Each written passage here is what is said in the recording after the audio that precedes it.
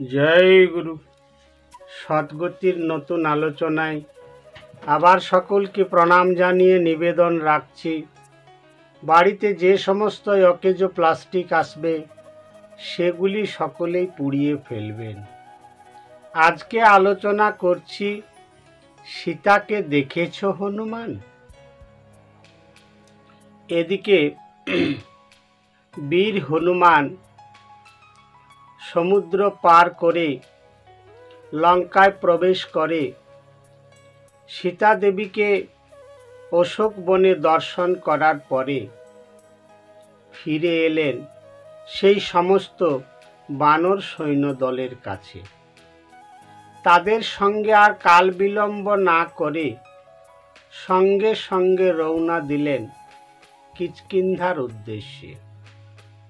রাস্তায় মধুবনে সমস্ত বানর সহ হনুমান মধু সেবা করলেন।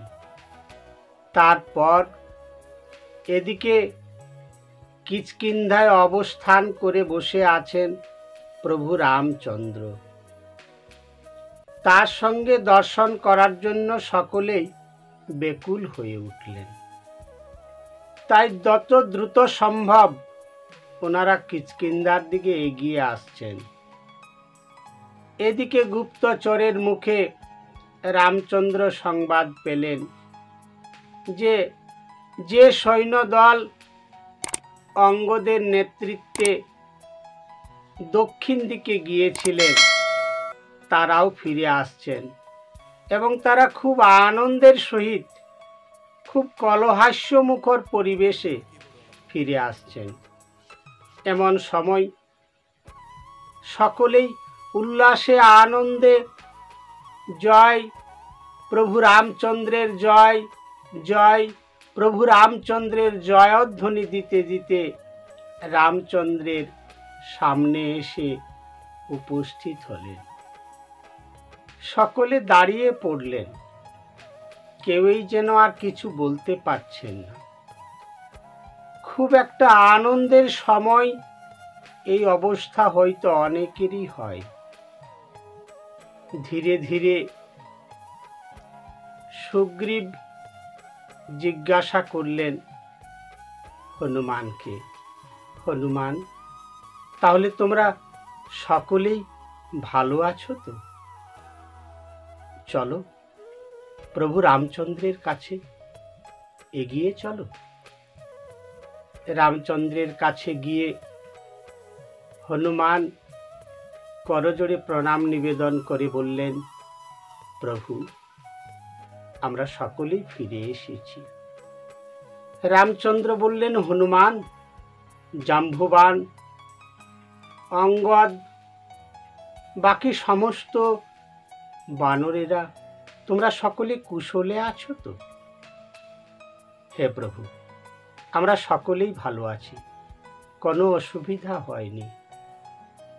আর সবচাইতে আনন্দের বিষয় হলো যে আমাদের সবচাইতে বীর পরাক্রমী সাহসী এই বজরংবলী হনুমান, ইনি লঙ্কায় গিয়ে মা সীতাকে দর্শন করে মা সীতার সাক্ষাৎ লাভ করে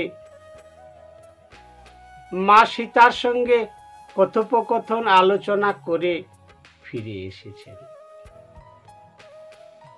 রামচন্দ্র এমন সময় বেকুল হয়ে হনুমানের কাছে এসে জিজ্ঞাসা করল, হনুমান, তুমি সীতাকে দেখেছ?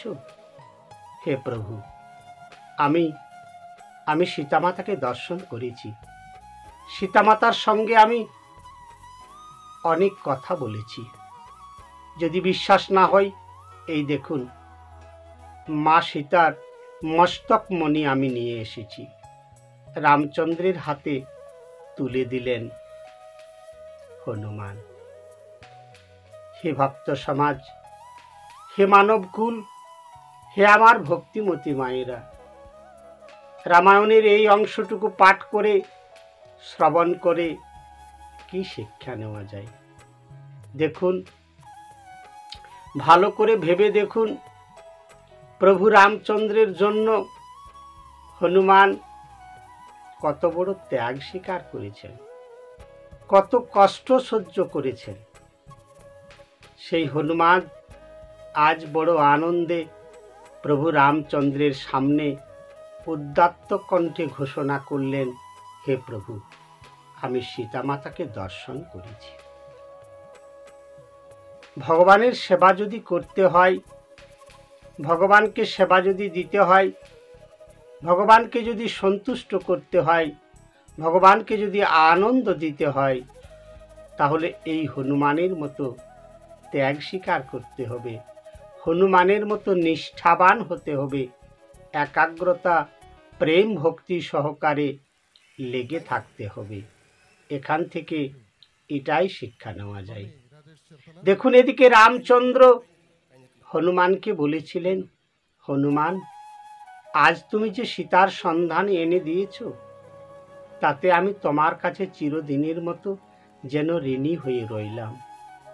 আর এর প্রতিদান রূপে আমি তোমাকে কি দেব হনুমান? এসো, আজ তুমি আমার বক্ষে অবস্থান করো। আজ থেকে তুমি আমার আর আমি তোমার। এই বলে প্রভু রামচন্দ্র হনুমানকে আলিঙ্গন দিয়ে জড়িয়ে কি যেন এক অনাবিল আনন্দে ভেসে চললেন। আজকে এই পর্যন্ত রইল। আগামী আলোচনায় আবার দেখা হবে। ততক্ষণে সকলেই সুখে থাকুন, শান্তিতে থাকুন, আনন্দে থাকুন, সৎগতির সঙ্গে থাকুন।